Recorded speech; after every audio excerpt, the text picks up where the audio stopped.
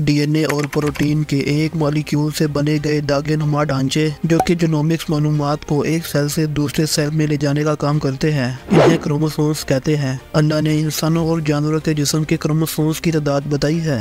मुसलमानों की सबसे मुकद्दस तरीन किताब कुरान मजीद में सूरह ज़लज़ला में लफ्ज़ इंसान से पहले 46 लेटर्स आते हैं। आप जानकर हैरान हो जाएंगे कि इंसानी जिस्म में क्रोमोसोम्स भी 46 होते हैं।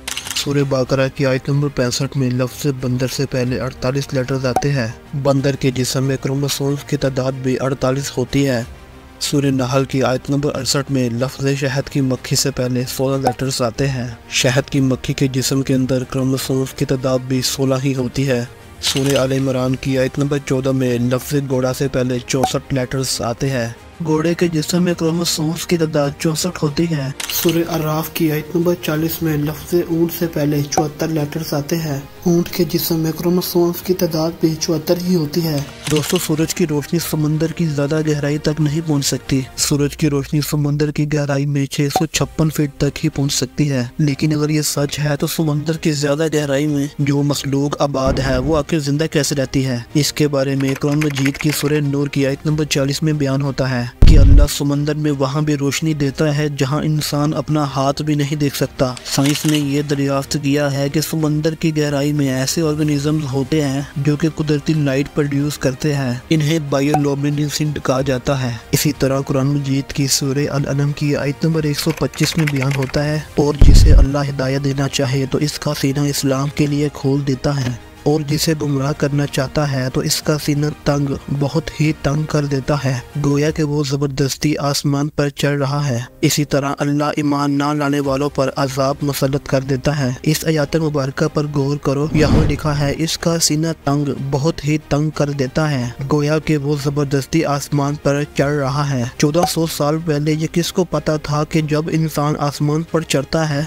तो ऑक्सीजन के कम होने की वजह से इसका सीना टाइट हो जाता है। एक साइंटिफिक स्टडी के मुताबिक जो लोहा हम अपने रोजमर्रा जिंदगी में इस्तेमाल करते हैं ये दरअसल स्पेस से आया है। आज से हजारों साल पहले लोहा मीटियोर के जरिए जमीन पर आया था, और ये बात कुरान मजीद ने 1400 साल पहले ही ज़ाहिर कर दी थी। जैसा कि सूरह अल हदीद की आयत नंबर 25 में बयान होता है, हमने लोहा उतारा, इसमें सख्त लड़ाई का सामान है और लोगों के लिए फायदे हैं। क्या आप जानते हैं कि मादा स्पाइडर्स बच्चे पैदा होने के बाद नर स्पाइडर्स को मार कर फेंक देती है, और कुछ अरसे बाद जब बच्चे जवान होते हैं तो अपनी माँ को मार कर फेंक देते हैं। ये दुनिया का सबसे बुरा घर है। इसे भी कुरान मजीद में बयान किया गया है, जिसका जिक्र सूरह अनकबूत की आयत नंबर 41 में बयान किया गया है। जिन्होंने अल्लाह के साथ और मददगार बना रखे हैं, इनकी मिसाल मकड़ी की तरह है जिसने घर बनाया, और बेशक तमाम घरों में से कमजोर घर मकड़ी का घर होता है। गौर करने पर आपको मालूम पड़ेगा कि इसी आयत मुबारका में बताया गया है कि मादा स्पाइडर्स घर बनाती है, न कि नर स्पाइडर्स। लेकिन मजे की बात यह है कि काफी टाइम से साइंटिस्ट को ये लगता था कि नर स्पाइडर्स घर बनाते हैं, न कि मादा स्पाइडर्स। अभी जो मैं आपको बताने लगा हूँ ये जानकर आप हैरान हो जाएंगे। 2006 में इंसानों का यही मानना था कि इंसान के बाल सिर्फ बुढ़ापे में जाकर सफेद होते हैं, लेकिन कुरान ने 1400 साल पहले ही बता दिया था कि इंसान के बाल शौक की वजह से भी सफेद हो सकते हैं, जिसका जिक्र सूरह मुज़म्मिल की आयत नंबर 17 में बयान होता है। फिर अगर तुम कुफ्र करोगे तो इस दिन से कैसे बचोगे जो बच्चों को बूढ़ा कर देगा। साइंटिस्ट ने यह दरियाफ्त किया है कि इंसान की मौत के बाद इसकी जिस्म की हड्डियां स्टोन और आयरन में तब्दील हो सकती है। इसे साइंसदानों की जुबान में पेराटाइज फॉसिल्स कहा जाता है। इसका जिक्र कुरान मजीद ने 1400 साल पहले ही सूरह बनी इसराइल की आयत नंबर 49 में बयान किया है, और इन्होंने कहा कि जब हम हड्डियां और रेजा रेजा हो जाएंगे तो क्या वाकई ही हम नए सिरे से पैदा करके उठाए जाएंगे। इसी से अगली आयत मुबारका में बयान होता है, तुम फरमाओ कि तुम पत्थर बन जाओ या लोहा। दोस्तों, हम अच्छे से ये तो जानते हैं कि जमीन और इसके साथ बाकी प्लैनेट्स सूरज के गिर्द चक्कर लगाते हैं, लेकिन आपको शायद ये ना पता होगा कि सूरज दूसरे प्लैनेट्स के साथ मिल्की वे गैलेक्सीज के चारों तरफ घूमता है, और इसे अपना एक साइकिल मुकम्मल करने के लिए 230 मिलियन सालों का वक्त लगता है। दोस्तों, अब तक सिर्फ सूरज ने 18 साइकिल मुकम्मल किए हैं। ये इन्फॉर्मेशन अर्ली 20वीं सेंचुरी में डिस्कवर की गई, लेकिन कुरान ने इसे पहले ही 1400 साल पहले बता दिया था। सूरह यासीन की आयत नंबर 38 में अल्लाह रब्बुल इज्जत फरमाते हैं, सूरज अपने ठहरने के वक्त तक चलता रहेगा। ये जबरदस्त इल्म वाले का मुकर्रर किया हुआ है। दोस्तों, आयत मुबारका से ये वाज़ेह होता है कि सूरज भी गर्दिश करता है।